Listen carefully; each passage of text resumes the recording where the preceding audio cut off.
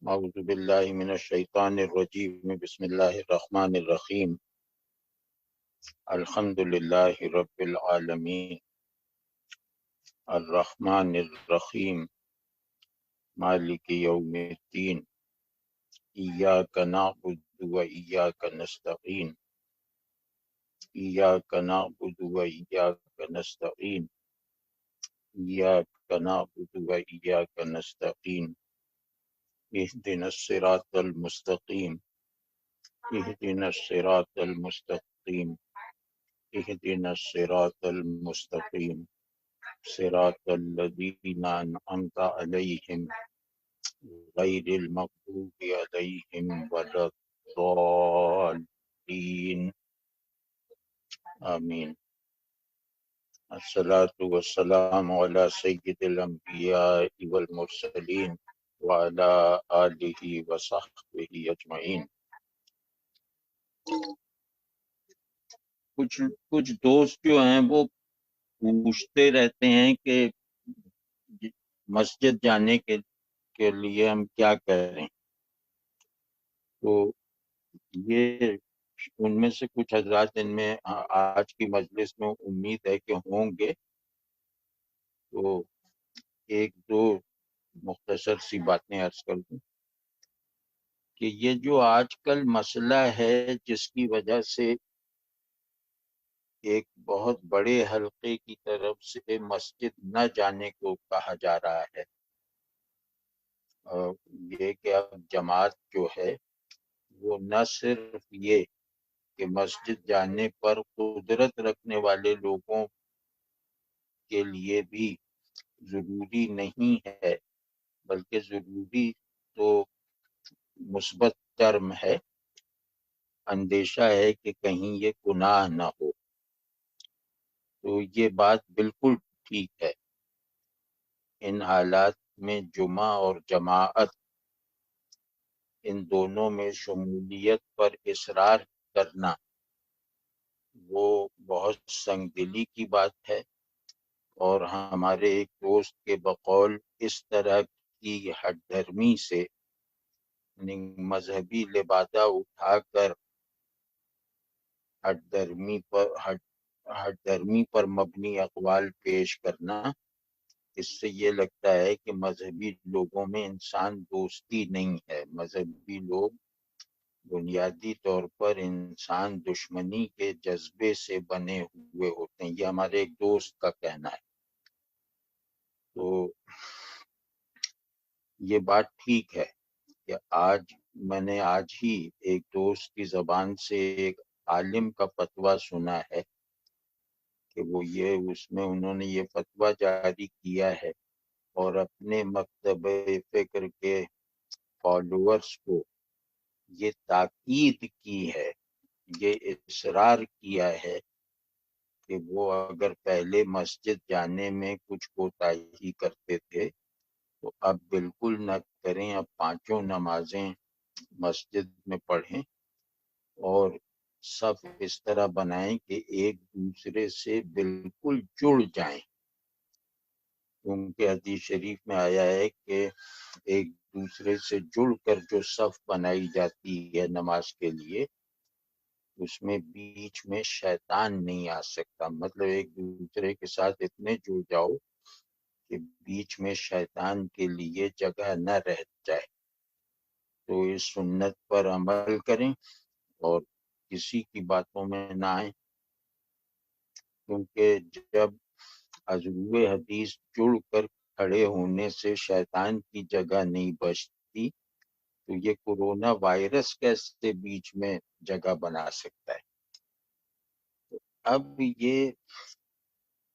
اس فتوے کی صفاحت، اس فتوے کا مضحکہ خیز ہونا اور مفتی کا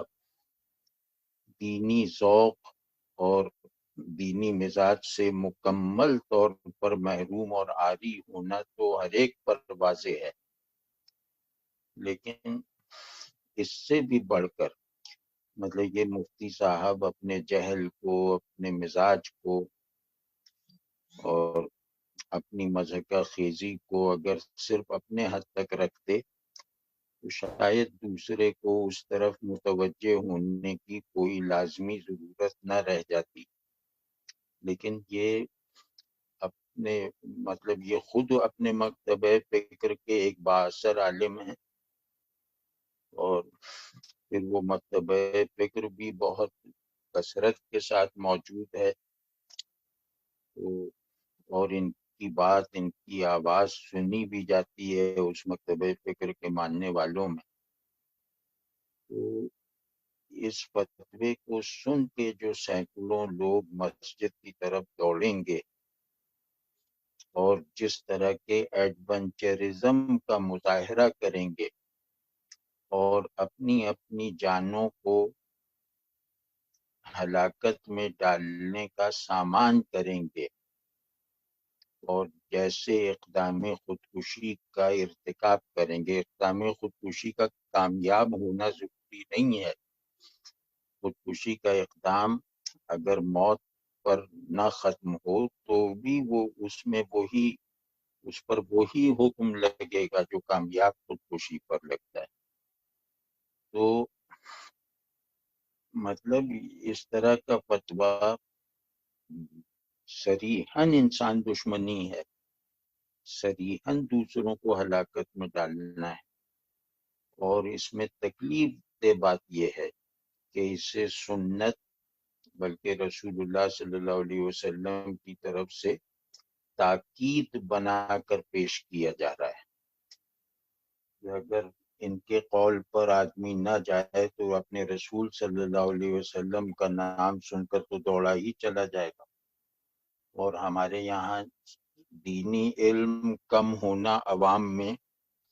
یہ کوئی عیب نہیں ہے، مطلب اجتماعی عیب نہیں ہے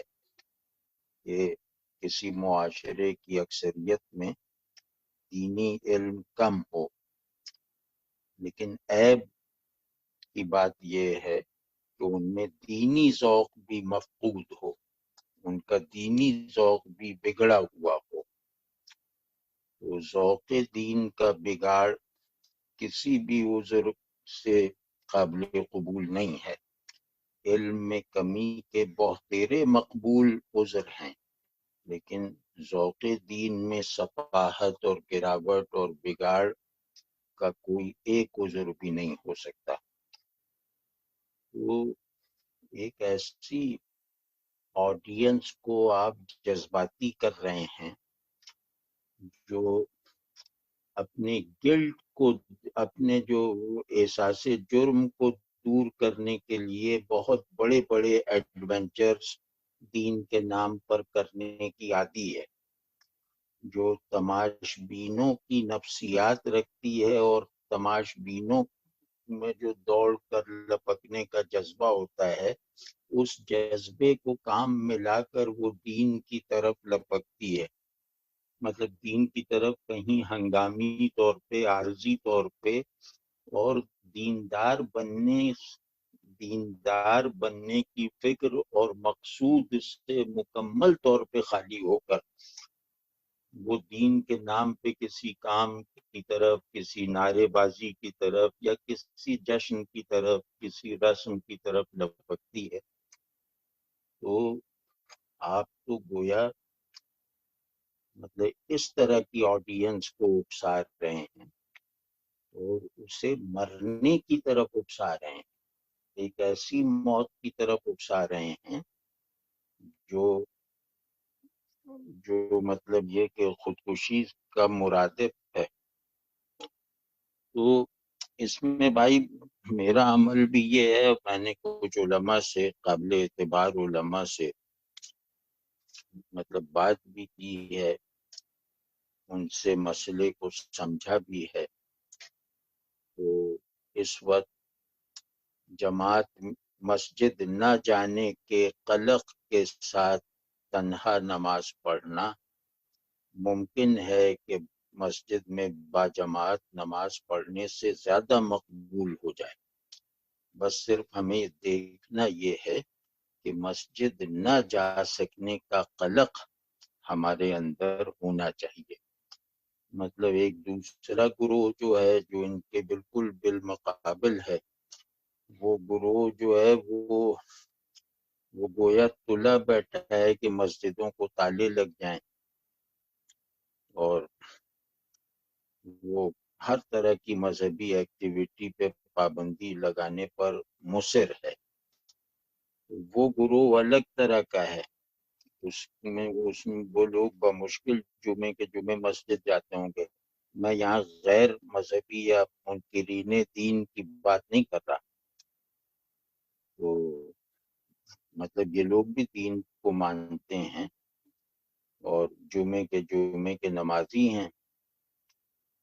یہ بہت زیادہ بلند آواز سے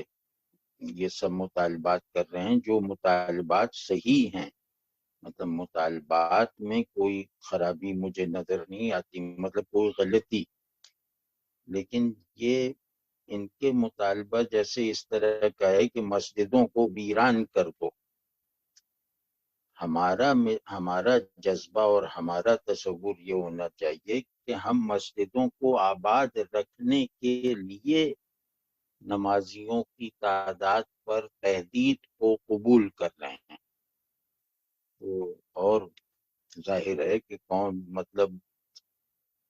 اللہ کی طرف سے فرشتہ بھیج کر بھی تسکین دلا دی جائے کہ باجماعت نماز اتنی مدت کے لیے تم لوگوں پہ معاف ہے، تو اس معافی سے بھی جماعت میں شریک نہ ہو سکنے کا قلق کم نہیں ہوگا۔ بس اس قلق کی حفاظت کرو، اور باقی یہ کہ مسجد کب جانا ہے اس کا فیصلہ مفتی حضرات نہیں کریں گے۔ یہ اپنی اساس میں بہت زیادہ دینی مسئلہ نہیں ہے، اس مسئلے کو علماء دین نہیں سمجھ سکتے۔ اس مسئلے پر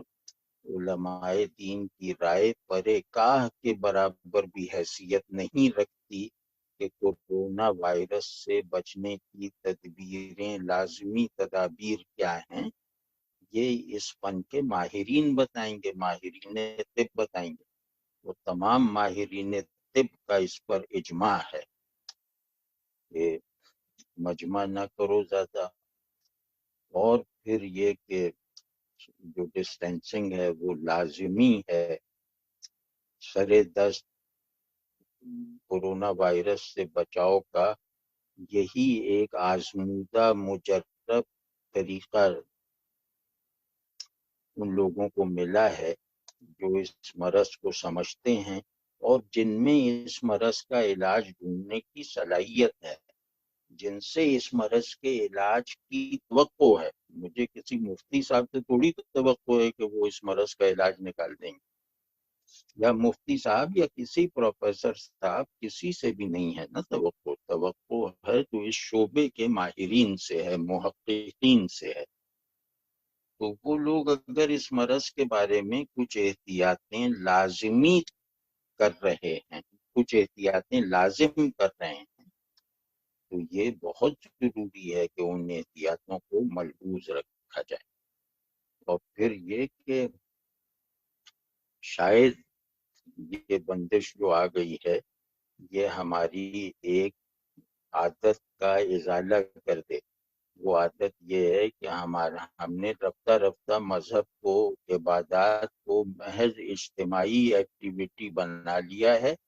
اور تنہائیوں سے اللہ کو خارج کر رکھا ہے۔ تو یہ ایک عجیب طرح کی وبا خود ہم لوگوں میں پیدا ہو گئی ہے کہ ہر چیز دکھا کے کرو، ہر چیز مجمع لگا کے کرو۔ دعائیں بھی مجمع لگا کے کی جا رہی ہیں، نمازیں بھی، نفلیں بھی جماعت کے ساتھ کرنے کی کوششیں کی جا رہی ہیں۔ غرض جو چیز دوسروں کو نظر آئے وہ کرو، اور جس چیز پر صرف اللہ شاہد ہے اس کی پرواہ نہ کرو۔ تو شاید اس طرح سے ہماری تنہائی جو ہے وہ اللہ کی حضوری کا گھر بن جائے۔ شاید اس طرح ہم تنہائی کی بندگی کے بھی لائق ہو جائیں۔ تو ہماری وہ عادت جو دکھاوے کی ہے، جو شور شرابے کی ہے، وہ شاید اس وقتی بندش سے ختم ہو جائے، ہمارے مزاج سے نکل جائے۔ تو انشاءاللہ یعنی عذر کے ساتھ عذر کی بنا پر افضل عمل کو چھوڑ کر مفضول عمل پہ قناعت کر لینا، جس بے بسی اور جس قلق کے ساتھ ہونا چاہیے بس اس کی حفاظت کرو، انشاءاللہ۔ عمل میں کیا رکھا ہے، اللہ اس عمل کے پیچھے کار فرما نیت کو دیکھتا ہے، تو بس وہ نیت ایسی مقبول ہو سکتی ہے کہ ہماری مطاف میں پڑھی جانے والی نمازیں اتنی مقبول نہ ہوں۔ کیا مطلب اللہ کی شان سے کیا بعید ہے، اللہ کی شان رحمت سے۔ تو بس اس امید کے ساتھ کرو، یا اللہ بس تیرے لیے مسجد جاتا تھا، اب تیرے ہی لیے مسجد جانا وقتی طور پہ چھوڑا ہوا ہے، یا اللہ یہ جو تعطل ہے اس کا وقفہ کم کر دینا، اس میں ایک ایک دن گزارنا مشکل ہوتا جا رہا ہے۔ اس جذبے کے ساتھ رہیں تو پھر انشاءاللہ بہت، کیا بھروسہ ہے کہ تنہائیوں کا رونا اللہ سے تعلق میں پیدا ہو جانے والی کوتاہیوں کا ازالہ ہو جائے اور اللہ ہماری سننے لگے۔ تو بہرحال اصولی بات یہی ہے۔ تو اور یہ بات میں، کیونکہ میں خود تو عالم نہیں ہوں، عامی آدمی ہوں، تو میں یہ بات دو علماء سے تبادلہ خیال یا دو علماء سے تعلیم لے کر عرض کر رہا ہوں۔ اب آج کل وقت بھی زیادہ ہے، اور مجھ سے اگر کوئی پوچھے، مطلب یہ کوئی وہ نہیں ہے، کوئی میں یہ نہیں کہہ رہا کہ افضل بات یہ ہے یا وہ ہے، میں تو اپنے ذوق کی بات کر رہا ہوں، اور اس ذوق سے جو بات سمجھ میں آ رہی ہے اس بات میں کوئی نقص یا کوئی خرابی ابھی تک نہیں دیکھتا۔ اس لیے عرض کر رہا ہوں کہ اب جو ہمیں گھر میں زیادہ وقت یا تقریباً سارا وقت رہنا پڑ رہا ہے، تو مومن کو اپنی ہر سچویشن سے فائدہ اٹھانا چاہیے، اپنی ہر سچویشن کو اپنی دینداری میں ترقی کا ذریعہ بنانا چاہیے۔ تو اس تنہائی کا، اس خانہ نشینی کا ہم ایک فائدہ اگر کوشش کریں سنجیدگی کے ساتھ تو انشاءاللہ حاصل کر سکتے ہیں۔ یعنی اور بھی فائدے ہوں گے، لیکن یہ ایک فائدہ جو میرے ذوق کے مطابق سب سے بڑا فائدہ ہے، وہ فائدہ یہ ہے کہ ہم لوگوں کی مصروفیات اور ہم لوگوں کا انداز زندگی وہ کچھ جبراً اور کچھ اختیاراً ایسا بن چکا تھا کہ ہمارے پاس ہم وقت کی کمی کی شکایت کرنے کے مریض بن گئے تھے۔ ہم نے وقت کو اپنے اوپر تنگ کر لیا تھا، زیادہ تر مہمل مصروفیات کی وجہ سے، زیادہ تر مضر مصروفیات کی وجہ سے۔ مطلب ایک عجیب طرح کے اشغال میں ہم پھنس گئے تھے، جس میں وقت کو ضائع کرنے کا پہلو غالب تھا وقت کے درست استعمال پر، اور پھر ایک عجیب اندر سے خالی ہوتے جا رہے تھے، اور ذہن پہ دھواں سا چھایا ہوا ہے، تمام چیزیں میکینیکل ہوتی جا رہی تھیں، معاشرت اور گھر کا ماحول، یہ سب کچھ جو ہے وہ جیسے لاتعلق جزیروں کو زنجیر سے جوڑ کر ایک وحدت کا حصہ بنایا گیا تھا، ویسا بن کے رہ گیا تھا۔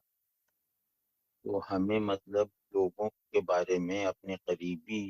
عزیزوں کے بارے میں، اپنے احساسات کو نمو پاتے ہوئے دیکھنے کا وقت ہی نہیں رہ گیا تھا۔ تو ہم احساسات تعلق سے جیسے بہت زیادہ، احساسات تعلق ہمارے بہت زیادہ کمزور پڑ چکے تھے، مرجھا چکے تھے، مطلب الا ماشاء اللہ۔ تو وہ یعنی کہ اس خلا کو، یعنی جس نے ہمیں اندر سے ضروری احساسات سے خالی کر دیا تھا، اس خلا سے ہم انشاءاللہ محض سنجیدہ ہو جائیں تو بہت آسانی سے نکل سکتے ہیں۔ اور وہ یہ ہے کہ گھر والوں سے، بچوں سے، بھائی بہنوں سے، یعنی جو بھی آپ جس گھر میں رہتے ہیں اس گھر میں آپ کو جو جو رشتے میسر ہیں، ان رشتوں کے لیے جو ایک معیاری ماحول ہے، یعنی ایک ایسا ماحول جہاں جس میں رہنے والے سب لوگ ایک دوسرے کے لیے محبوب بھی ہیں، ضروری بھی ہیں، اور اپنے دیگر تعلقات پر اس تعلق کو ترجیح دینے والے بھی ہیں، تو وہ اس کو بحال کریں، یعنی احیاء تعلق کریں، تجدید احساسات کریں۔ اور اس میں تھوڑا وقت لگے گا کیونکہ ہم نے اپنے آپ کو بہت بگاڑ لیا ہے، ہم نے اس مراد سب نے نہیں، مطلب اکثریت یا ایک بڑی تعداد میں، تو ہمیں کچھ وقت تو اس میں تکلف کرنا پڑے گا، اس میں مجاہدہ کرنا پڑے گا۔ شروع میں لگے گا کہ ہم اداکاری کر رہے ہیں، ہم اپنے ساتھ زبردستی کر رہے ہیں، یا ہم دوسرے کو دھوکہ دے رہے ہیں، وغیرہ وغیرہ، کیونکہ وہ احساسات پہ زنگ کی تہ اتنی موٹی ہو چکی ہے کہ اسے کھرچنے میں بیزاری بھی ہوگی، سختی بھی محسوس ہوگی، ریاکاری بھی لگے گی، زبردستی کا تکلف بھی لگے گا، تھکن بھی ہوگی، بیچ میں مایوسی بھی ہونے لگے گی، کیونکہ اس سے رگڑنے میں اتنا وقت اور اتنا زور لگے گا۔ لیکن اس کے باوجود وہ طے تھوڑے سے رقبے پر سے بھی ہٹ گئی تو انشاءاللہ ہمارے اندر، مطلب ہمیں اپنے لیے بامانی رکھنے والے احساسات کی تجدید ہو جائے گی، یعنی ہمارے جو احساسات تعلق ہیں وہ خود ہمیں اپنے لیے بامانی یعنی میننگ فل اور سگنیفیکنٹ رکھتے ہیں۔ اور اگر احساسات نہ ہوں ویسے، یعنی احساسات تعلق نہ ہوں جو ہمیں اپنے آپ سے باہر نکال کے اپنی طرف لاتے رہتے ہیں، تو اس وقت تک گویا خود ہمیں اپنے اوپر اعتبار نہیں ہوتا، خود ہم اپنے لیے بیزار کن بن جاتے ہیں، تو ہم گویا ایک اینستھیزیا لے کے زندگی گزارنے کے عادی ہو جاتے ہیں۔ تو وہ بس اینستھیزیا کا اثر ختم کرنا ہے اور گھر کے نظام تعلق کو بحال کرنا ہے، دوستوں کے ساتھ تعلقات کو کا احیاء کرنا ہے درست بنیادوں پر،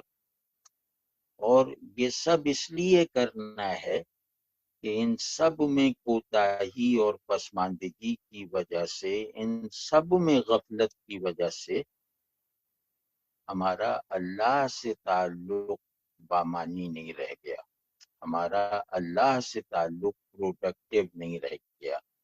ہمارا اللہ سے تعلق ہمارے اندر احساسات محبت وغیرہ کی تصدیق سے خالی رہ گیا، نہیں اللہ سے تعلق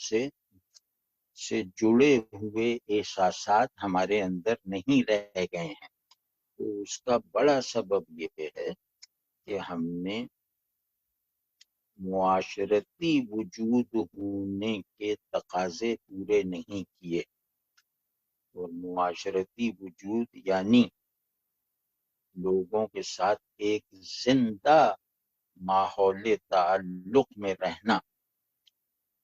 یہ جو ہے یہ ہمیں میسر نہیں رہا، کہیں جبرن اور کہیں اختیارن۔ تو اس کو ہم بحال کریں گے تو پھر انشاءاللہ وہ احساسات پیدا ہوں گے جو احساسات ماں باپ سے تعلق کو بھی سچا بناتے ہیں اور اللہ سے تعلق کو بھی حقیقی بناتے ہیں۔ یہ بات یاد رکھنے کی ہے کہ میں جسے مانتا ہوں میں جسے اپنا کہتا ہوں، ہر مطلب میں جس سے بھی تعلق کا دعویٰ کرتا یا رکھتا ہوں، اس کی تصدیق میرے خیالات اور اقوال سے نہیں ہوگی، بلکہ محض اعمال سے بھی نہیں ہوگی، اس کی تصدیق میرے احوال اور احساسات سے ہوگی۔ تو جس دوسرے سے میرے احساسات متعلق ہیں، جس سے بھی میں احساسات کے ساتھ متعلق ہوں، وہی تعلق میرے لیے حقیقی ہے، میں اسی تعلق کو اہمیت دیتا ہوں۔ تو اس کسوٹی پر اگر تعلق مع اللہ کو ہم اپنے تعلق مع اللہ کو پرکھیں، تو وہ اس کسوٹی پر کسنے سے ٹوٹا نکلتا ہے۔ ہمارے صرف جارحانہ سے کچھ جذبات اللہ سے متعلق رہ گئے ہیں، وہ جو گہرے احساسات ہوتے ہیں، جو آدمی کے سونے جاگنے کا فیصلہ کرواتے ہیں، جو آدمی کی پسند ناپسند پر اثر انداز ہوتے ہیں، جو آدمی کی جبلی سطحوں کا تزکیہ کرتے ہیں، جو آدمی کو ایثار نفس پر پوری آمادگی اور خوشنودی کے ساتھ تیار رکھتے ہیں، وہ کہاں ہیں؟ اور جو مجھے میری نظر میں چھوٹا رکھتے ہیں۔ تو غرض آپ کبھی دیکھیے کہ تعلق میں عاجزی کی ایک آرگینک تعلیم ہوتی ہے، ہر تعلق انکسار سے نبھایا جاتا ہے۔ تو یہی تعلق جو مجھے والد کے سامنے، والدہ کے سامنے، اپنے دوستوں کے سامنے منکسر رکھتا ہے، یہی تعلق تو اللہ کے ساتھ تعلق میں کام آئے گا نا۔ یعنی کہ ان تعلقات کو نبھانے والا انکسار ہی اللہ کے ساتھ تعلق میں درکار عاجزی میں منقلب ہوگا نا، بدلے گا۔ تو یہ بھائی سب لوگ کریں کہ اب گھر میں خوش رہیں، گھر والوں کو خوش رکھیں، اور 2-3 دن بعد ہی محسوس ہونے لگے گا کہ ہم پر کوئی زنگ چڑھ گیا تھا، وہ اللہ کا شکر ہے کہ اتر رہا ہے۔ تو جیسے جیسے ہم اپنے نظام تعلق کے، اپنے فطری نظام تعلق کے طبعی اور قدرتی تقاضے اپنے احساسات کی صورت میں پورے کرتے چلے جائیں گے، ویسے ویسے انشاءاللہ تعلق مع اللہ کے آداب بھی بجا لانے کی قابلیت حاصل کرتے چلے جائیں گے انشاءاللہ۔ تو مقصود تو یہ ظاہر ہے کہ ہم سب کا مقصود یہی ہے نا کہ ہمارے محبوب کثیر ہو سکتے ہیں، لیکن محبت اپنی ماہیت میں جو ہے وہ واحد ہے، اور وہ محبت تعلق مع اللہ کا پھل ہے، جسے ہم اور لوگوں کو اپنا محبوب بنا کر تقسیم کرتے ہیں۔ تو وہ خیر وہ دوسری بات ہے، لیکن عملی بات جو میں کرنا چاہ رہا تھا وہ یہ ہے کہ ایک تو یہ کہ اپنی معاشرت گھر میں اچھی کر لیں، یہ ٹی وی وغیرہ بند کریں، مطلب چاہے سارا وقت نہ بند کریں، یہ T V of who, phone وغیرہ جو ہے وہ سائلنٹ پہ ہو، یا یہ بھی آف ہو۔ اب ڈسٹریکشن کے تمام ماحول سے خود کو نکال کر ایک دوسرے کی طرف یکسوئی پیدا کریں، جیسے پرانے لوگ کرتے تھے۔ ماڈرن ٹیکنالوجی سے آنے کی پہلے کی جو معاشرت تھی، تو بالکل یکسوئی سے ایک دوسرے کے ساتھ چاہے کھیل کود میں وقت گزاریں، چاہے ایک دوسرے کو خوش کرنے کی بچکانہ کوششیں کریں، لیکن یہ کہ میرے ہونے میں تیرا ہونا بنیادی ہے، بس اس شرط کو پورا کریں۔ بھائی سے کہہ سکیں کہ میرے ہونے میں تمہارا ہونا ضروری میرے ہونے میں میں کا کردار کم ہے، تمہارا کردار زیادہ ہے۔ بس اس درجۂ تعلق کو بیدار کریں اور اس کو دوبارہ سے زندہ کریں، اور گھر والوں کے ساتھ،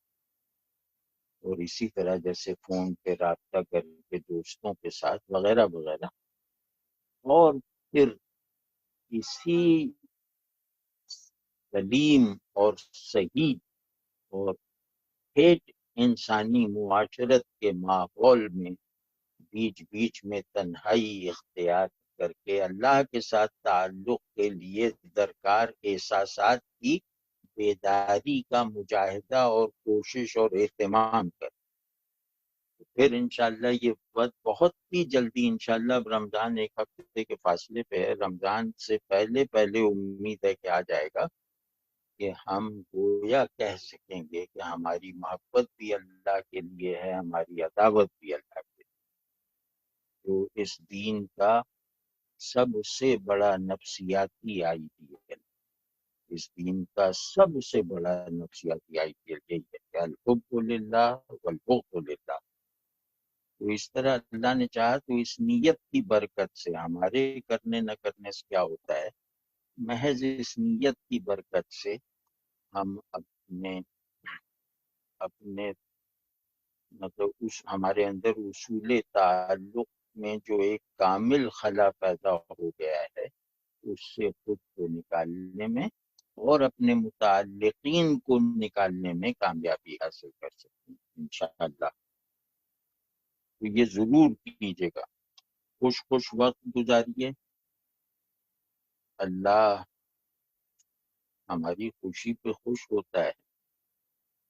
تو کیونکہ ہماری خوشی کا مقصود ہی یہ ہے کہ یا اللہ آپ خوش رہیں،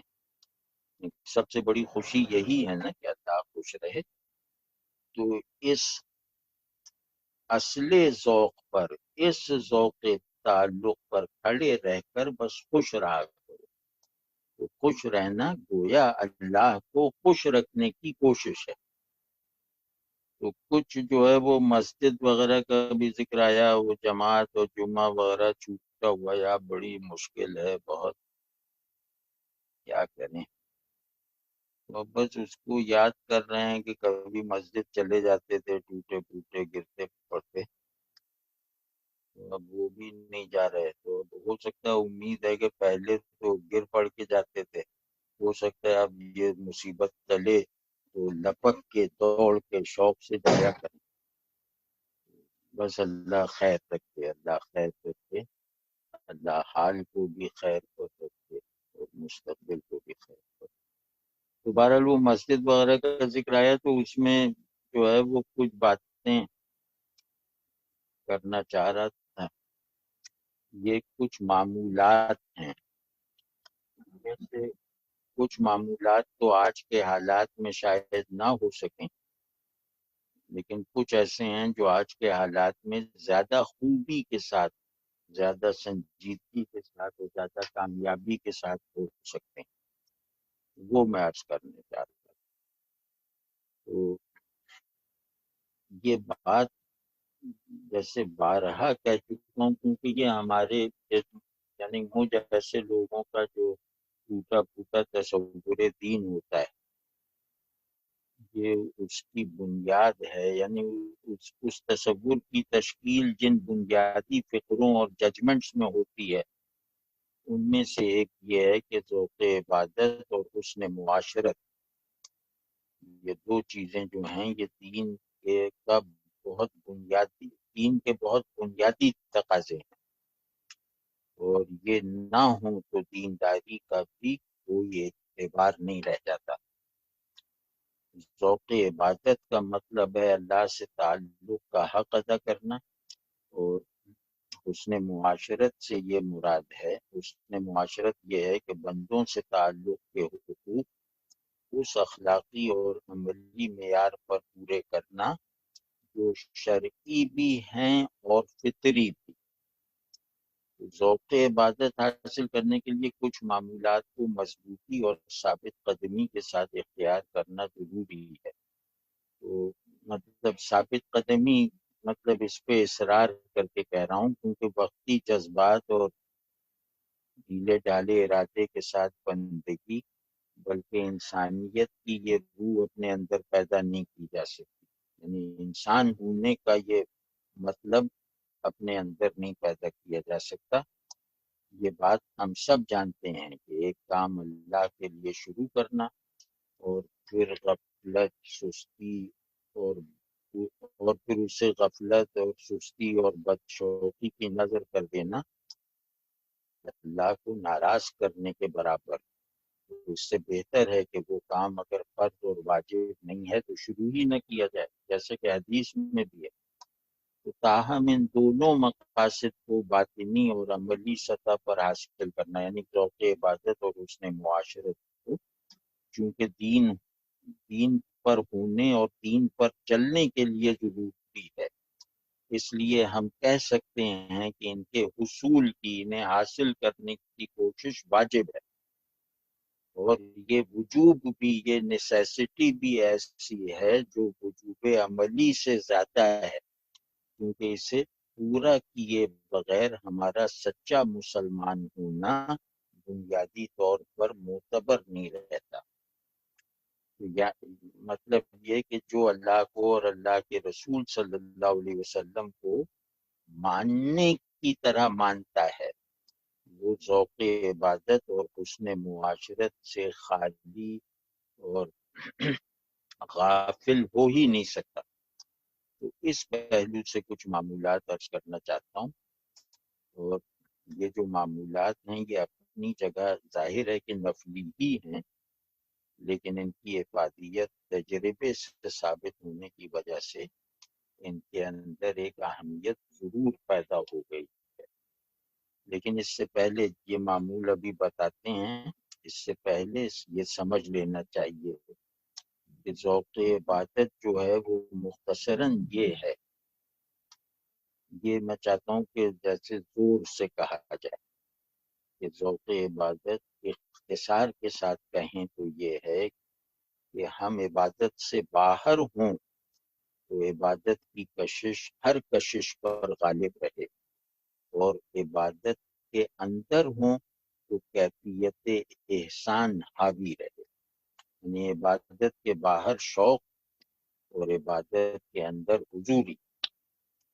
یہاں مطلب بیچ میں ایک بات سی کہہ رہا ہوں کہ بندگی اگر حال بن جائے، یعنی بندگی میرے احساسات تک میں سرایت کر جائے، میرے مزاج کی تشکیل کی واحد اساس بن جائے، اس کو کہتے ہیں حال بن جانا، تو آدمی نماز سے باہر اللہ کی نظر میں ہونے کے احساس کے ساتھ رہتا ہے، اور نماز کے اندر اللہ کو گویا دیکھنے کی مسلسل حالت رکھتا ہے. تو ہم سب کو ظاہر ہے کہ اچھی طرح سمجھنا چاہیے کہ اگر ہمارا دل نماز کی طرف نہیں کھنچتا، ہماری روح نماز پڑھتے وقت سیرابی کی حالت میں نہیں ہے، تو بخدا ہمیں بہت فکر کرنی چاہیے کہ ہم اپنے ایمان میں صادق ہیں بھی یا نہیں، ہم اللہ کو ٹھیک سے مانتے بھی ہیں یا نہیں. تو اللہ کو ماننے کا پہلا نتیجہ ہی یہ ہوتا ہے کہ اس کی عبادت محبوب ترین چیز بن جاتی ہے، اس کا خیال دائمی ہو جاتا ہے، اس سے دوری کا تصور بھی بندے کے لیے خوفناک ہو جاتا ہے، ہولناک ہو جاتا ہے، مرنا گوارا کر لیتا ہے، اس دوری کو گوارا نہیں کرتا. تو اب یہ سب کوئی صوفیانہ باتیں نہیں ہیں. آج کل ہوتا یہ ہے کہ پست ذوقی اور پست ہمتی اتنی ہے کہ دین کے ذرا گہرے اور زیادہ مطلب جو دین کو کی باطنی رسائی کو بڑھانے والی باتیں اگر بیان کی جائیں تو یار لوگ کہتے ہیں یہ تو تصوف شروع ہو گیا. تو یہ پست ہمتی کی وجہ سے یہ جو باتیں میں کر رہا ہوں یہ کوئی متصوفانہ باتیں نہیں ہیں، بلکہ ایمان لانے کے فطری کلینکل نتائج ہیں. اگر ہم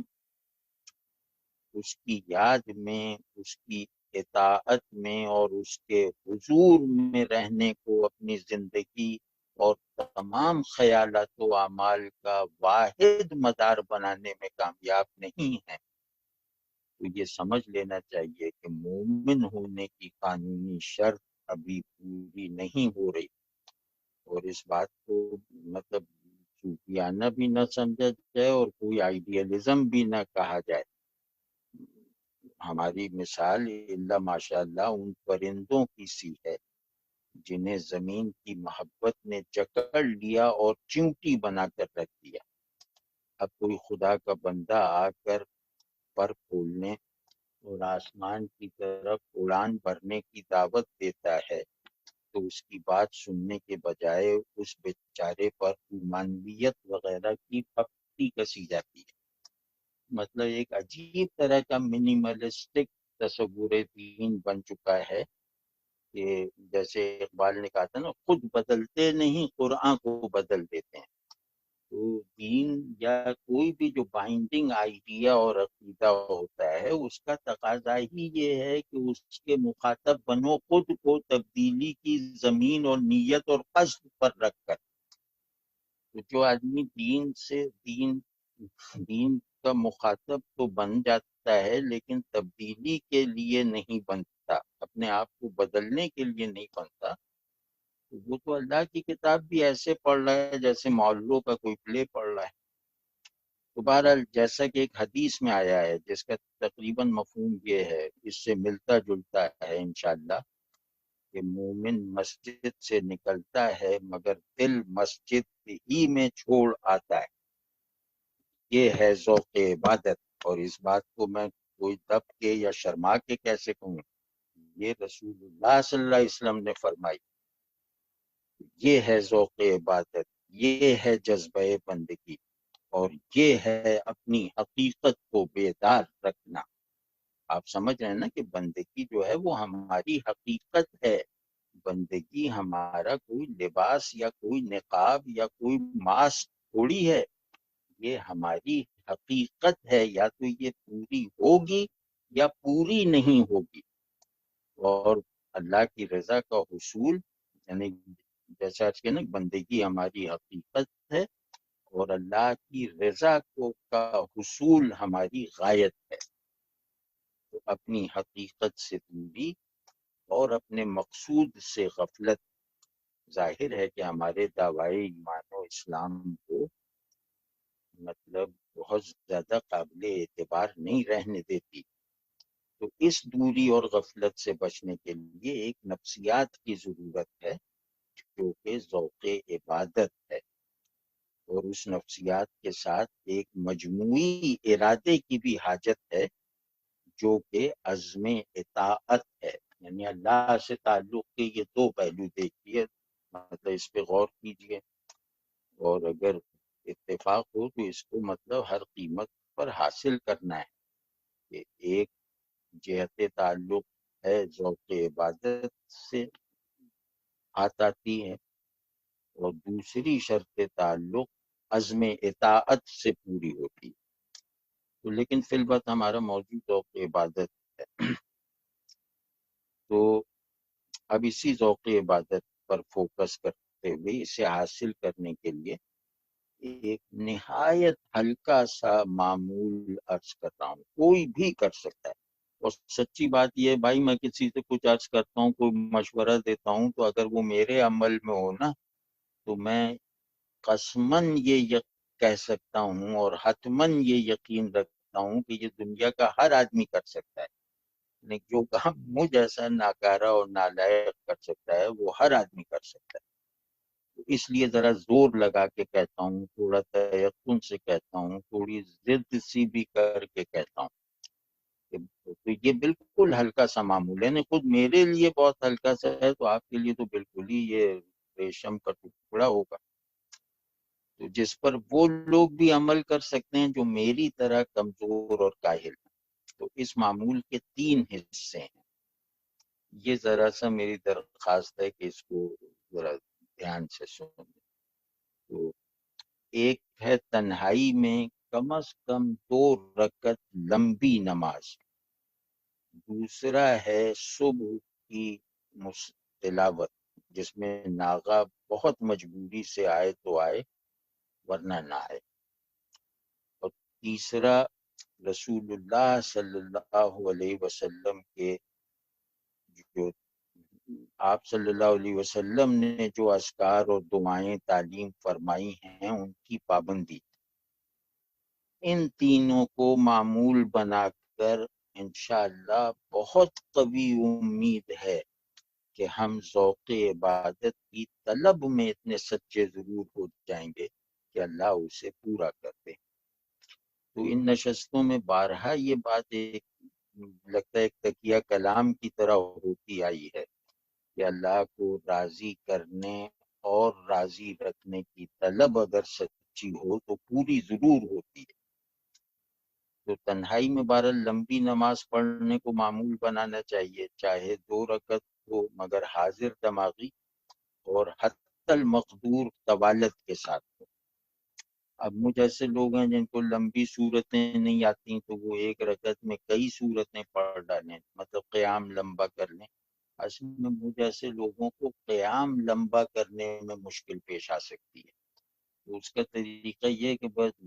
کئی صورتیں پڑھ لیں۔ تو رکوع اور سجود میں طوالت مطلب ہر ایک اختیار کر سکتا ہے، قیام میں ذرا مشکل ہو جاتی، تو اس کا ایک حل بہرحال یہ ہے۔ تو یعنی طوالت کے ساتھ تو قیام بھی لمبا ہو، رکوع بھی اور سجود بھی۔ تو ان 2 رکعتوں کو شروع میں نماز حاجت کا عنوان دیکھ کر پڑھ لیں، اور حاجت یہ ہے کہ ذوق عبادت نصیب ہو جائے احسان کے ساتھ اور شوق کے ساتھ، یہ حاجت ہے۔ اور اس نماز کو میں دعا کی طرح پڑھ رہا ہوں، تو یہ انشاءاللہ اتنا مؤثر اور بابرکت عمل ہے کہ کچھ ہی دن میں نفس پر اس کے اثرات مرتب ہونا شروع ہو جاتے ہیں۔ اگر کوئی ان اثرات سے مہینے بھر بعد ہی محروم رہے تو اس کا مطلب ہے کہ اس نے وہ نماز ٹھیک طرح سے پڑھی ہی نہیں۔ تو پھر بہرحال مطلب اتنی یقینی اس کی وہ ہے برابری،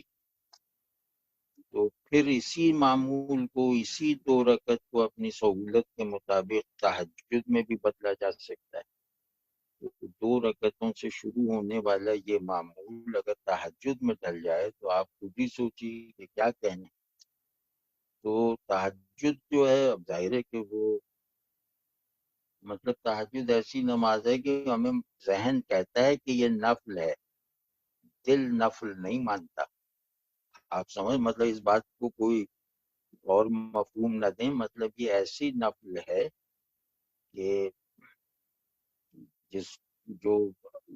اپنی خاصیت، اپنی اہمیت میں دوسرے نوافل سے بہت ممتاز ہے۔ تو تہجد کی بہت بڑی اہمیت یہ ہے کہ اس کی وجہ سے نمازیں اچھی ہو جاتی ہیں، اور اللہ سے تعلق میں صداقت کے لیے جن احساسات کی ہمیں لازمی ضرورت ہے وہ بھی تہجد گزاروں کو حاصل ہو جاتا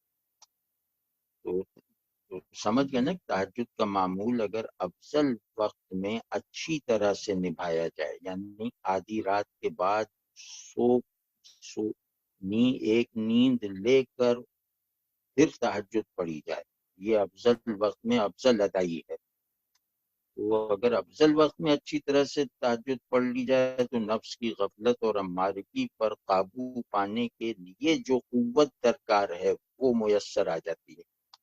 یعنی تزکیہ نفس ہر پہلو سے آسان ہو جاتا ہے۔ یعنی تہجد کی یہ ایک خاص الخاص برکت ہے، اور یہ تو آپ جانتے ہی ہیں کہ نفس کے تزکیے کی، یعنی جو تزکیہ نفس تہجد سے نسبتاً آسان ہو جاتا ہے، وہ تزکیہ کیا ہے؟ نفس کو سدھارنا، اللہ سے تعلق میں خالص رہنے کے لیے نفس کو سدھارنا ہے نا، ورنہ نفس کو سدھارنے کی کیا ضرورت؟ تو یہ جو تزکیہ ہے اس کی لازمی نشانی یہ ہے کہ اللہ سے محبت ہو جاتی ہے، اس کی خشیت کا حال نصیب ہو جاتا ہے، اور رسول اللہ صلی اللہ علیہ وسلم سے عشق ہو جاتا ہے، ایسا عشق جو آپ صلی اللہ علیہ وسلم کی اتباع کو سچا، کامل اور لازم اور واجب کر دیتا ہے۔ تو اس طرح مطلب یہ کہ بندگی جو ہے اپنی حقیقت اور اپنے مقصود کے ساتھ،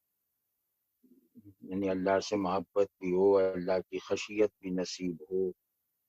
کہ رسول صلی اللہ علیہ وسلم ایسا ہو کہ آپ صلی اللہ علیہ وسلم کی اتباع آسان ہو جائے، کامل ہو جائے۔ تو یہ سب ہو جائے تو بندگی اپنی حقیقت اور مقصود کے ساتھ ہمارے احساسات کا محور بن جاتی ہے اور ہمارے تمام احوال میں غلبے کے ساتھ شامل ہو جاتی ہے۔ تو بھائی پھر یہ بات ہمیں اچھی طرح سمجھنی چاہیے کہ اچھی نماز اور اس کے لیے کی جانے والی کوششیں، سنجیدہ کوششیں، بیچ میں کچھ ناکامی بھی ہو تو ناکامی سے مغلوب نہ ہونے والی کوششیں، ایسی کوششیں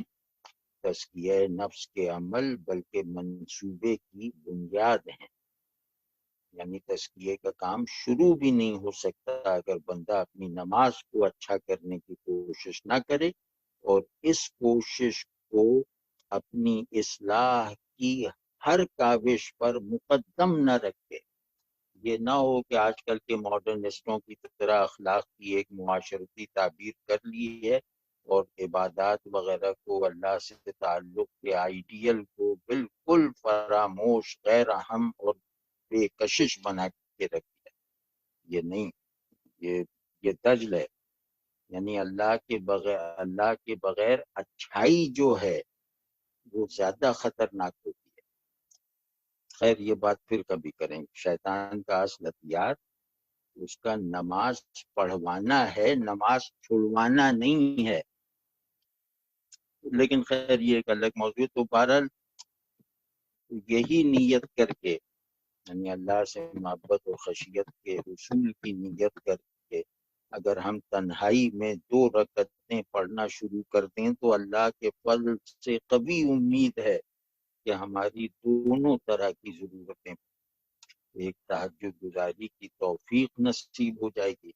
اور پھر ہماری نمازیں اچھی ہو کر بندگی کی اصلی کیفیات کو ہمارے قلب میں راسخ اور انشاءاللہ دماغ میں حاضر رکھیں گی، دوام کے ساتھ، استقلال کے ساتھ۔ تو بھائی یہ کرنا ضرور، اور مطلب یہ کہ یہ ضرور کرنا، یہ میں باتیں کوئی علمی عرفانی باتیں نہیں کر رہا، یہ بالکل عملی باتیں ہیں۔ سب سے گزارش ہے کہ یہ کریں اور پھر بس سمجھیں کہ نماز کی نیت باندھتے ہی اللہ کے سپرد ہو جانا ہے۔ تو خیر یہ ایک معمول ہوا۔ دوسرا معمول ہے صبح کی تلاوت۔ یہ گویا یہ تلاوت جو ہے یہ گویا بندگی کے درخت کو روز پانی دینے کا عمل ہے۔ سمجھ ہے نا آپ کیا مطلب؟ یہ کہ یہ روز صبح میں جو تلاوت کرتا ہوں یہ گویا میرے باطن بندگی کو سیراب اور میرے ظاہر بندگی کو کامل کرتا رہتا ہے۔ تو عام پیڑوں کی طرح اس یعنی بندگی کا پیڑ جو ہے وہ عام پیڑوں کی طرح اسے بھی پانی دینے کا جو ہے وہ مناسب ترین وقت صبح کا ہے۔ اسے بھی بہت ضروری عمل سمجھیں اور اس کے لیے کوئی حرج اٹھانا پڑ جائے تو خوشی سے اٹھا لیں، کوئی کام چھوڑنا پڑ جائے تو بلا کھٹکے چھوڑ دیں، تا وقت کہ اس کام کو چھوڑنے میں کوئی دینی نقصان نہ ہو یا کسی اور کا کوئی ضرر نہ ہو۔ تو سمجھ گئے نا کہ صبح کا مطلب فجر کے بعد کا ہی نہیں، فجر سے پہلے کا وقت بھی صبح میں داخل، بلکہ صبح کا اصل وقت تو یوں سمجھنا چاہیے کہ فجر سے پہلے کا ہے۔ ماشاءاللہ جن لوگوں کو قرآن زیادہ یاد ہے وہ اس کا بڑا حصہ تہجد میں پڑھ لیں اور بقیہ تلاوت فجر کے بعد کر لیں، اور جن لوگوں کو میری طرح جیسے میں نے عرض کیا کہ قرآن شریف کم یاد ہے وہ بھی اگر آسانی سے ممکن ہو تو روز تہجد میں وہ سب سورتیں پڑھ لیا کریں جو انہیں یاد ہیں، اور پھر فجر کے بعد سورہ یاسین کے علاوہ اشراق کے وقت تک جتنی تلاوت کی جا سکے کر لیا کریں۔ تو میرا مطلب یہ نہیں ہے کہ تلاوت کی کوئی بڑی مقدار طے کر لی جائے، آپ 2-4 رکوع ہی پڑھ لیں، مگر تدبر کے ساتھ، ترجمہ رکھ لیں، تفسیر رکھ لیں، سمجھ کر، شوق کے ساتھ، اور اس یقین کے ساتھ کہ قرآن کا حرف حرف اللہ کی حضوری کا روزن ہے۔ تو اللہ کا جو حتمی یقینی حضور قرآن کے علاوہ اگر کہیں ہے تو وہ بیت اللہ ہے۔ اب ظاہر ہے کہ بیت اللہ تو دور ہے، وہاں کیسے جائیں گے؟ قرآن البتہ ہم ایسے ناچیزوں کی دسترس میں ہے، اور اس کی میں کیا کہوں، خدا کی قسم کھا کے کہہ رہا ہوں کہ ہر آیت سے جو طوفان حضور اٹھ رہا ہے وہ بیت اللہ سے بھی زیادہ ہے،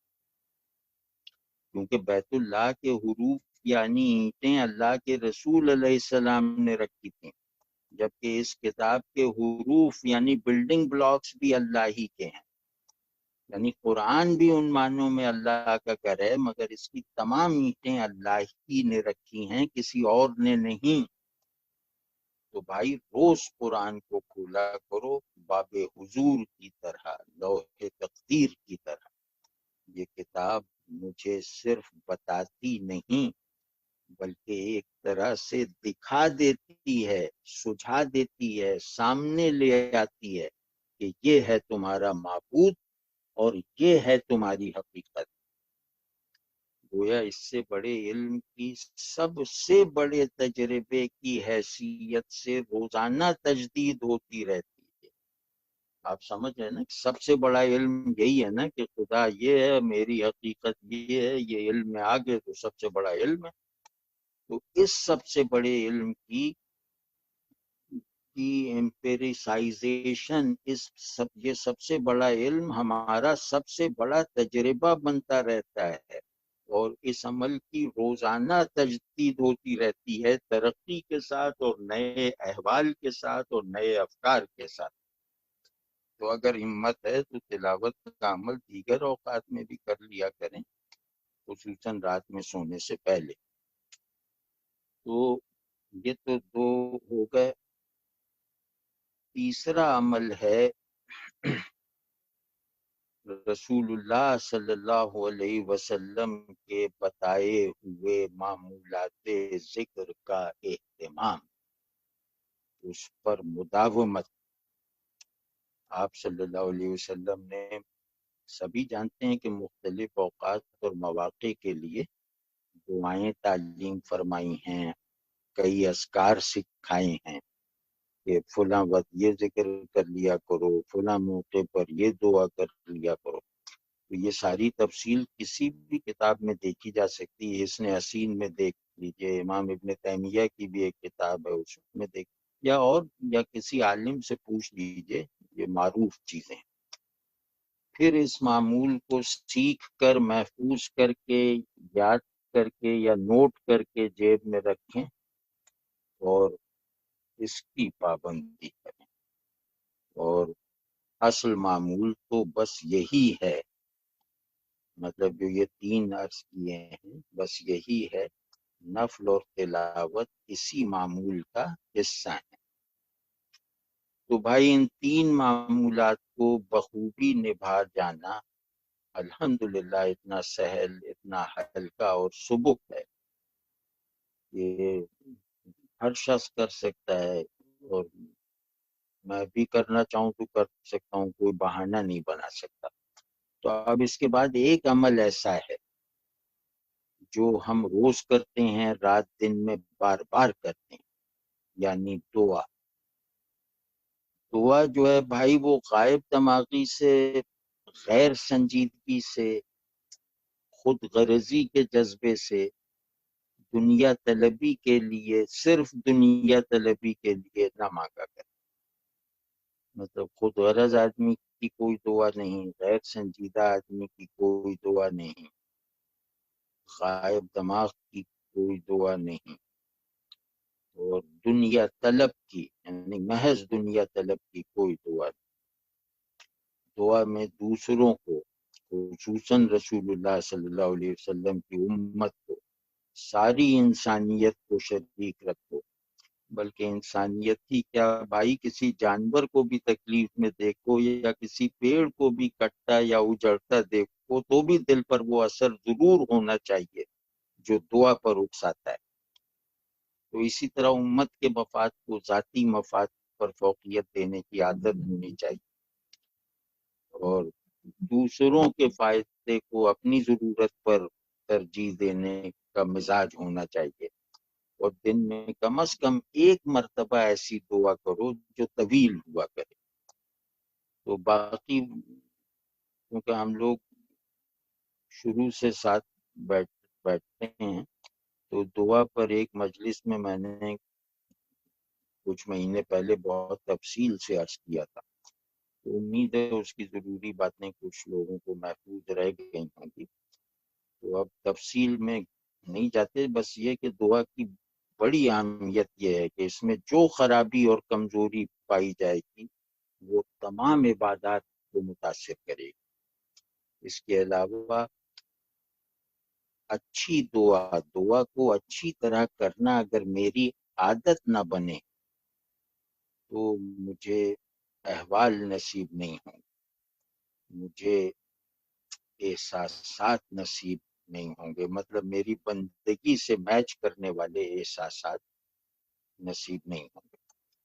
تو یہ بہرحال یہ ایک مختصر سا ہلکا سا معمول عرض کر دیا، اور اب فراغت بھی ہے تو امید ہے کہ اس معمول پر آسانی سے کسی مزاحمت یا کسی عذر کے بغیر کاربند رہا جا سکتا ہے۔ البتہ ایک بات کہنے کو جی چاہ رہا ہے کہ دعا کو بہتر بنانے کی کچھ تدبیریں عرض کر دوں تو اللہ کرے کہ کام آ جائیں کسی کے۔ تو اب یہ مختصر سی تدبیریں ہیں۔ پہلی بات یہ ہے کہ دعا اصل میں تو ذکر ہے، یعنی دعا کی اصل اس کا ذکر ہونا ہے، یعنی دعا اللہ کو یاد کرواتی ہے اور اللہ کو پکارنا ہے نا۔ تو اس لیے اللہ کے ذکر میں جتنا سنجیدگی اور احساس سے حضور کے ساتھ مشغول رہا جائے دعا اتنی ہی بہتر ہوتی چلی جاتی ہے۔ اس کے علاوہ یہ دعا میں اللہ سے جو مانگا جائے، یہ بہت ضروری بات ہے کہ اللہ سے جو مانگا جائے اس میں یہ خیال رکھنا ضروری ہے کہ جس چیز کی طلب اللہ کو خوش کرتی ہے وہ پہلے مانگی جائے، اور اسے مانگتے وقت انہماک بھی زیادہ ہو، اور ذہنی ہی صحیح مگر شدت طلب بھی دیگر احتیاجات سے بڑھ کر ہو۔ یہ کر کے دیکھیے گا تو کچھ بعید نہیں کہ سب دعائیں سنی جائیں اور اللہ اس کا مشاہدہ بھی کرواتے کہ میں تمہاری سنتا ہوں۔ پھر اگلی بات یہ کہ دعا کا ایک نصاب ہے، جیسے دعا کو ایک نصاب کی طرح سمجھیں کہ وہ بہترین نصاب دعا یہ ہے کہ پہلے اللہ کی حمد و ثنا کی جائے، نہیں میں نے دعا شروع کر دی تو اب شروع کی ہے تو پہلے اللہ کی حمد و ثنا کروں، پھر رسول اللہ صلی اللہ علیہ وسلم پر صلاۃ و سلام بھیجوں، اور پھر ہر حاجت عرض کرنے کے بعد درود شریف پڑھوں، یعنی میں 2 حاجتیں عرض کروں تو بیچ میں درود شریف ہو۔ تو سمجھ گیا نا کہ ایک بات عرض کر دی پھر درود شریف پڑھا، اور اس کے بعد دوسری حاجت پیش کی پھر درود شریف پڑھا۔ اس طریقے سے اگر 10 ضرورتیں بھی اللہ کے حضور میں عرض کریں تو ہر ضرورت کے بعد درود شریف پڑھا کریں۔ پھر یہ ہو گیا، اب ربنا تقبل منا 3 مرتبہ پڑھیں، پھر اللہ کی حمد و ثنا کریں، اور پھر درود شریف پڑھیں اور سبحان ربک رب العزت پر دعا مکمل کر لیں۔ تو یہ ہو گئی۔ اب یہ جیسے بکھری سی تدبیریں ہیں، یہ انشاءاللہ سننے میں اس کی ترتیب بنی جائے گی آپ لوگوں کے اندر۔ اگلی چیز یہ ہے کہ زیادہ تر دعائیں حالت نماز میں کرنے کی کوشش کریں،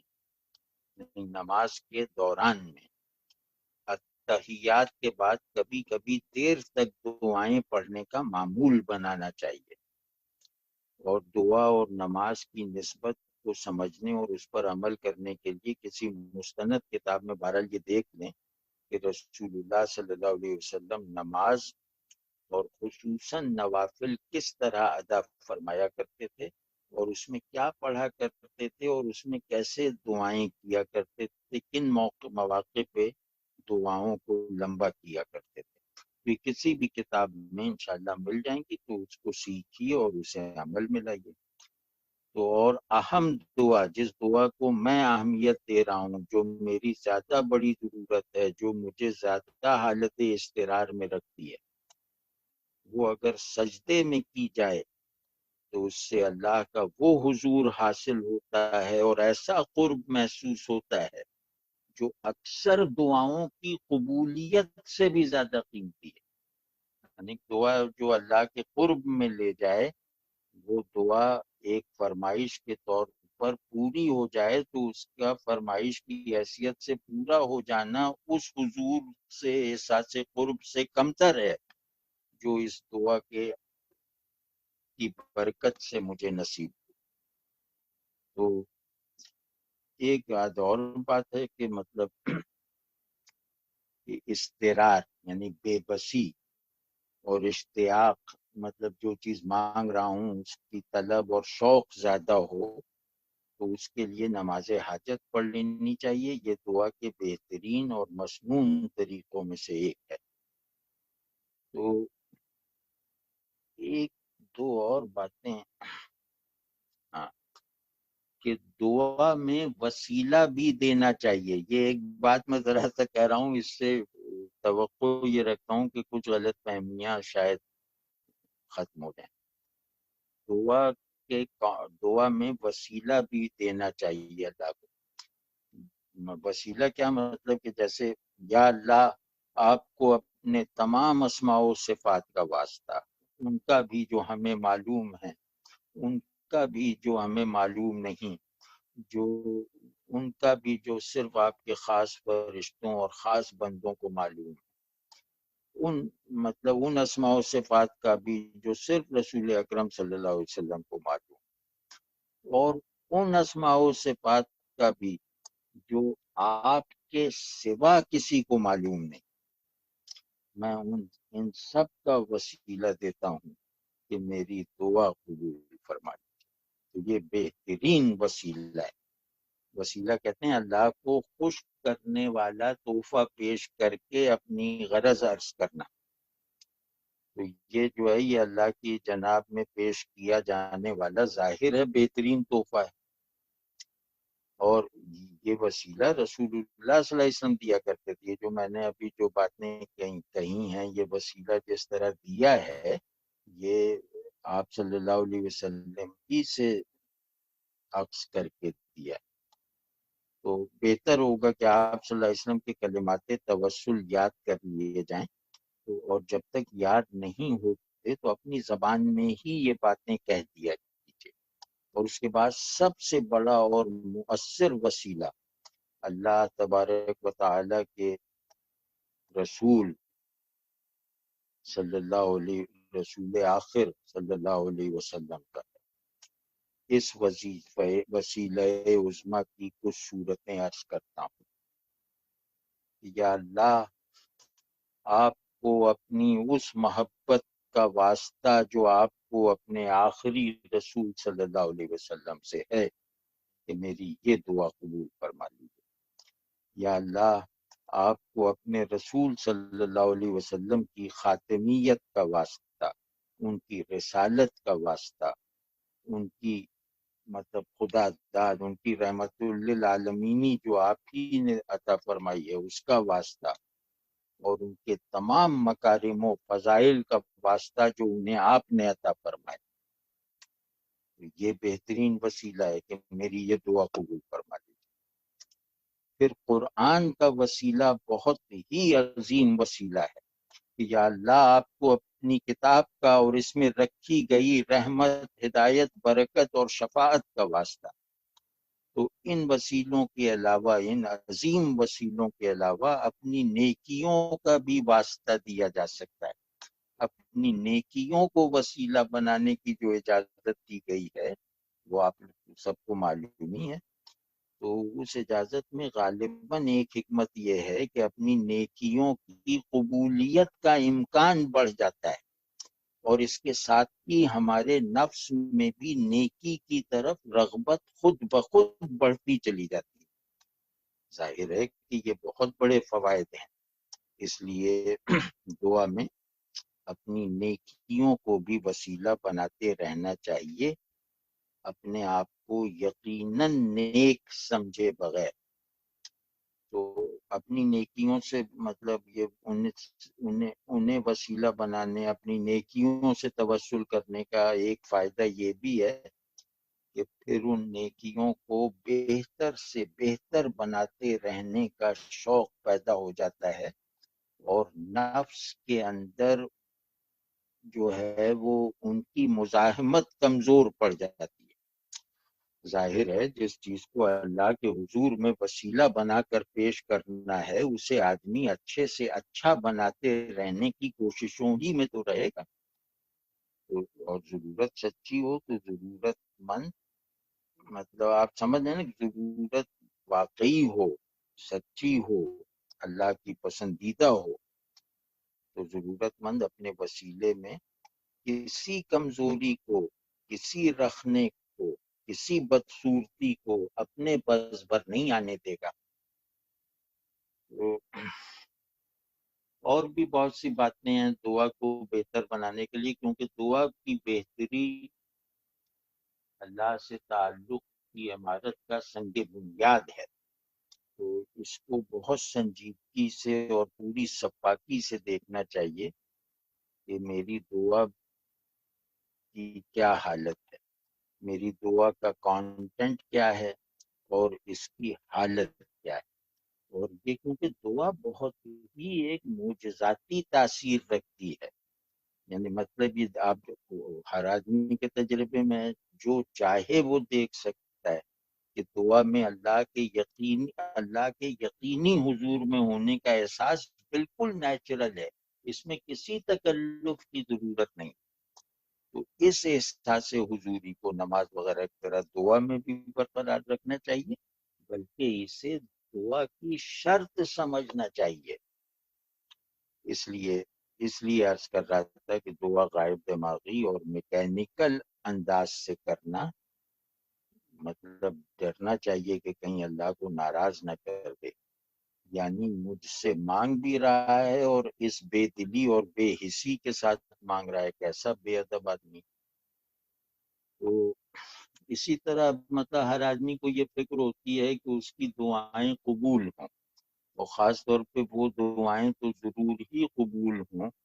جو اسے آخرت میں سرخرو کروائیں، جو اسے آخرت میں بخشوائیں،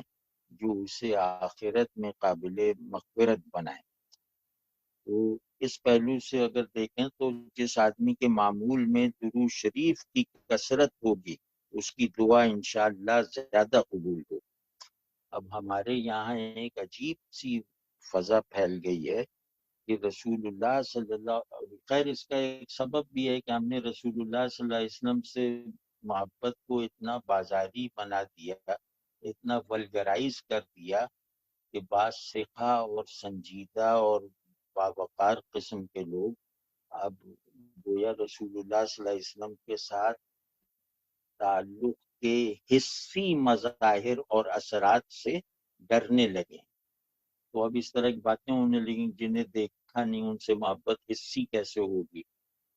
تو لیکن بہرحال یہ ایک دوسری وبا ہے۔ پہلی وبا ہے رسول اللہ صلی اللہ علیہ وسلم کے عشق کو ولگرائز کرنا، دوسری وبا یہ ہے کہ اس عشق ہی اس کو غیر ضروری سمجھنا۔ تو اس لیے عرض کر رہا ہوں کہ درود شریف پڑھنے والے کی دعا میں قبولیت کا امکان بڑھ جاتا ہے۔ اس کی وجہ یہ ہے، بالکل سامنے کی وجہ ہے کہ درود شریف اب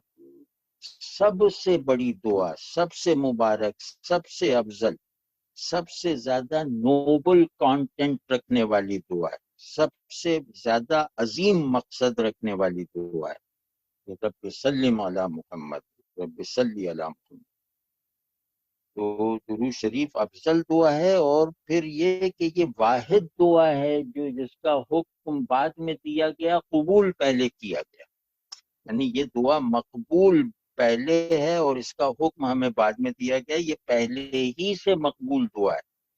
تو جو خوش نصیب اس مقبول ترین اور اللہ کے لیے محبوب ترین دعا کا مسلسل اہتمام رکھتا ہے، اس کی دیگر دعائیں بھی امید ہے کہ رد نہ ہوں گی۔ اب مجھے صحیح طرح یاد نہیں ہے، اگر رشید ارشد صاحب ہیں تو وہ اس کی تائید یا تردید کر دیں گے، تردید کرنا ہو تو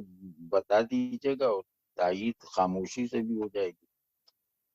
کہ یہ سیدنا عمر رضی اللہ تعالیٰ عنہ نے فرمایا تھا کہ اپنی دعا کے اول آخر میں درود شریف پڑھا کرو، کیونکہ اللہ کو حیا آتی ہے کہ وہ ادھر ادھر کی دعا تو قبول کر لے اور بیچ میں رکھی ہوئی عرض کو رد کر دے۔ تو درود شریف کو گویا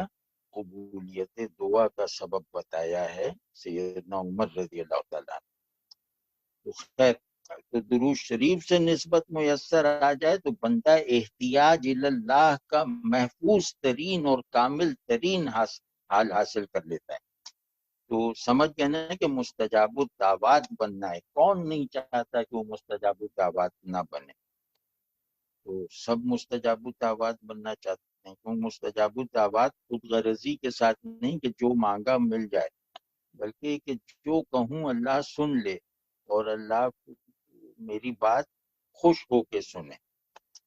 تو اگر مستجاب الدعوات بننا ہے تو درود شریف کو اپنی سب سے بڑی ضرورت بناؤ اور گناہ سے بچو۔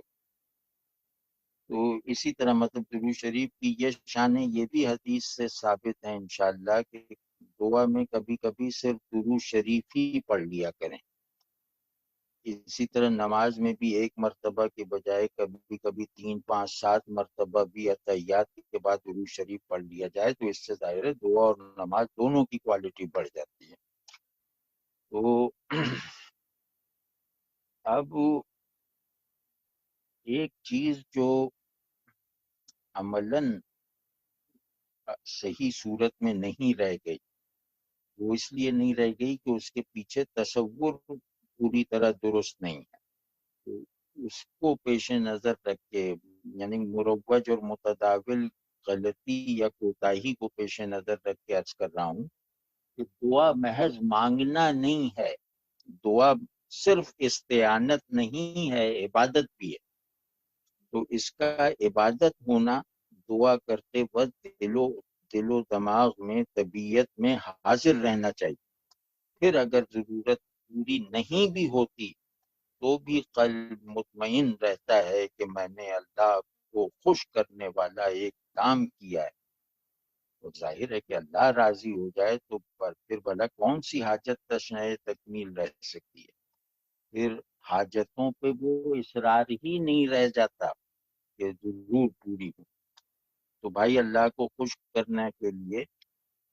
اللہ کو راضی کرنے کے لیے، مطلب یہ جو تھوڑے سے ہلکے سے اور نہایت کم وقت میں پورے ہو جانے والے معمولات ضرور اختیار کیجیے گا، ورنہ وہ بے مروتی ہوگی بلکہ بے وقوفی بھی ہو۔ تو بس آخر میں ایک دو بات کہہ کے پھر انشاءاللہ آپ لوگوں سے عرض کروں گا کہ کچھ آپ لوگ فرمائیے۔ اب وہ دعا پہ ذرا بات لمبی ہو گئی، لیکن چلیں اللہ کرے مفید ہو۔ تو بہت اہم، بہت ضروری، بہت بنیادی بات یہ ہے کہ حب دنیا سے مکمل طور پر پاک ہوئے بغیر دعا ہی نہیں، ہر عبادت بے روح ہے۔ تو سب سے پہلے پری کوالیفیکیشن، نیسیسری پری کوالیفیکیشن کے طور پر اس کا اہتمام کرنا چاہیے کہ دنیا سے ایسی محبت نہ ہو جو اللہ سے یقیناً غافل کر دیتی ہے اور اس کا نافرمان بنا دیتی تو اور اسی طرح مطلب ایک ایسی ضمنی سی بات ہے کہ دعا میں بے نیازی کا اظہار نہیں ہونا چاہیے، یعنی چھوٹی سے بڑی تمام چیزیں اللہ سے مانگنی چاہیے اور پورے تذلل کے ساتھ اور تمام محتاجی کے ساتھ اور ساری وفاداری کے ساتھ۔ یہ کبھی نہیں کہنا چاہیے کہ یا اللہ اگر نہ بھی دیں تو میں راضی ہوں، یہ حال ہونا چاہیے۔ لیکن مطلب میرا حال تو یہی ہے نا کہ اللہ دے تو میں شکر گزار ہوں، نہ دے تو میں وفادار ہوں۔ تو لیکن یہ کہ یہ باتیں زبان سے نہیں کہنی چاہیے کہ نہ دیں تو کوئی بات نہیں، میں اس پر بھی راضی ہوں۔ تو ورنہ یہ اگر زبان سے نکل جائے تو یہ کلمہ تکبر ہے۔ ہم ہر چیز میں اللہ کے محتاج محض ہیں، وہ چیز چاہے رات کی روٹی ہو یا جنت میں رسول اللہ صلی اللہ علیہ وسلم کی مرافقت۔ حضرت موسیٰ علیہ السلام کی دعا تو سبھی کو یاد ہوگی نا، جو قرآن میں بھی آئی ہے کہ اے رب تو جو اچھی چیز میری طرف اتارے میں اس کا محتاج ہوں، میں اس کا فقیر ہوں۔ تو اللہ بہرحال ہماری دعائیں بھی ٹھیک کرے، اور دعا میں کیونکہ یہ تاثیر ہے کہ وہ نفس کو اللہ سے تعلق پر کنڈیشن کر دیتی ہے۔ تو دعا کی تصحیح اور دعا کی اصلاح اور دعا کرنے کے طریقے میں اخلاص کی طرف توجہ دی جائے، اور اس کے ساتھ بھائی وہ جو 3 باتیں عرض کی ہیں ان کو معمول بنانے کی کوشش کریں، اور اگر ان میں کوئی غلطی نہ ہو، کوئی غلطی نظر آئے تو وہ کوشش تو ظاہر ہے آپ کیا کریں گے، مجھے بھی مطلع کر دیجئے تاکہ میں بھی اس سے نکل جاؤں۔ تو میں نے بھائی اپنی بات پوری کر لی، اور معذرت چاہتا ہوں کچھ لمبی ہو گئی۔ السلام علیکم حضرت۔ وعلیکم السلام ورحمۃ اللہ۔ حضرت یہ 2 چیزیں ذرا واضح کر دیں کہ آپ نے کہا کہ 2 دعاؤں کے درمیان درود شریف پڑھنا چاہیے، یہ درود ابراہیمی ہی ہونا چاہیے یا جیسے چھوٹی فارم بھی ہو سکتی ہے جیسے اللہم صلی علی محمد و آل محمد، اس طرح؟ یعنی کہ نہیں مطلب وہ درود ابراہیم جو میرا عمل ہے میں پڑھتا ہوں وصلی اللہ علی النبی الامی، یہ صحابہ سے منقول ہے، اس کو معصور کہا جاتا ہے، یہ چھوٹا ہے۔ اچھا،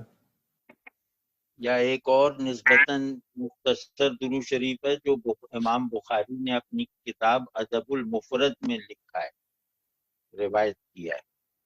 کہ اللہم صلی علی محمد عبدک و رسولک وصلی علی المؤمنین والمؤمنات والمسلمین والمسلمات۔ امام بخاری۔ جی حضرت دوسری یہ بات پوچھنی تھی کہ آپ نے پہلے ایک مجلس میں فرمایا تھا کہ درود شریف میں اگر محمد صلی اللہ علیہ وسلم کے ساتھ ابراہیم علیہ السلام کا نام نہ لیا جائے تو وہ مکمل نہیں ہے، ذرا اس کو تھوڑا واضح کر دیں۔ ہاں آئیڈیلی مکمل نہیں ہے، لیکن چونکہ یہ دونوں بھی ہم نے وہیں سے لیے ہیں نا،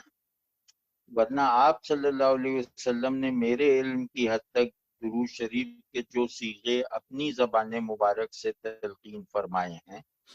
وہ ابراہیمی درود شریف، یعنی اس میں حضرت ابراہیم کا ذکر بھی آتا ہے۔ لیکن یہ صلی اللہ علیہ نبی الامی یہ صحابہ سے منقول ہے، اور وہ بھی امام بخاری نے کہیں سے روایت کیا ہی ہوگا۔ بہت السلام علیکم۔ السلام علیکم۔ جی وعلیکم السلام۔ محترم جاوید صاحب ایک سوال کرنا تھا، آپ ہر لیکچر میں عام طور پر کہ اللہ سے وفادار رہیں اس بات پر زور دیتے ہیں، تو سوال یہ ہے کہ ایک بندہ کیسے یہ اندازہ کر سکتا ہے کہ وہ اللہ کریم کا وفادار ہے؟ یعنی مجھے یہ کیسے پتہ چل سکتا ہے کہ میں اللہ کا وفادار بندہ؟ گناہوں سے بچ کر، جو بھی گناہوں سے بچتا ہے وہ اللہ سے وفادار ہے، اور جو نیکیوں کی طرف لپکتا ہے وہ اللہ سے، وہ بھی اللہ کا وفادار ہے۔ جی مطلب سمپلی مطلب گناہوں سے بچنا، اس کی ہاں، کوشش کی جائے جتنی بھی ہو۔ گناہوں سے بچنا اور تکلیف پر صبر کرنا اور آرام پہ شکر کرنا، یہ پوری بات کہتے ہیں۔ جزاک اللہ جی، السلام علیکم۔ وعلیکم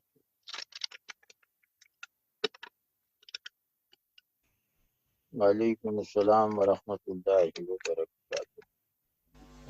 عاجزی کن مقامات پر جو ہے وہ تکبر کاؤنٹ ہو سکتی ہے، یا اس کی ہم ویریفیکیشن کیسے کر سکتے ہیں؟ یہ سوال میں نہیں سمجھا کہ عاجزی تکبر کیسے ہو سکتی ہے۔ دعا میں آپ نے فرمایا کہ دعا میں بھی اس طرح کا رویہ نہ ہو کہ محتاجی اس طرح کے الفاظ جو ہے وہ زبان پر نہ ہوں، تو ہماری جو اندر کی کن مقامات پر یا اس کی ویریفیکیشن کیسے ہو سکتی ہے کہ وہ تکبرانہ عاجزی ہے یا وہ عاجزی ہی ہے؟ ہاں، عاجزی کا مطلب یہ ہے کہ میں صرف اللہ کے آگے جھک رہا ہوں، صرف اللہ کے آگے جھکنے کا یقین اور احساس، یہ عاجزی کی اصل ہے۔ اس کے بعد دوسرا مرحلہ یہ ہے کہ میں لوگوں میں سے بھی کسی کو خود سے کمتر نہیں سمجھتا، یہ عاجزی کا بھی پریکٹیکل مینیفیسٹیشن ہے۔ تو بس جس میں یہ دو چیزیں ہیں انشاءاللہ وہ عاجز تباہ۔ کبھی کبھی عاجزی میں بھی کہ یہ میرے پیش خیمہ ہے۔ ہاں، اس کا آسان علاج یہی ہے نا کہ جہاں بھی اس طرح کا عاجزی محسوس ہو یا عاجزی ظاہر کرنے کی ضرورت محسوس ہو، وہاں رک جائے، وہاں اس کے اظہار پہ ایک وقتی روک لگا کر اس کے بعد جب تک اس کی طرف سے مطمئن نہ ہو اسے اظہار میں نہ آنے دو۔ یہ کر کے دیکھیے۔ تو پھر بھائی اب اجازت ہو تو میں پھر جاؤں۔ بہتر جزاک اللہ۔ وعلیکم السلام السلام علیکم ورحمۃ اللہ۔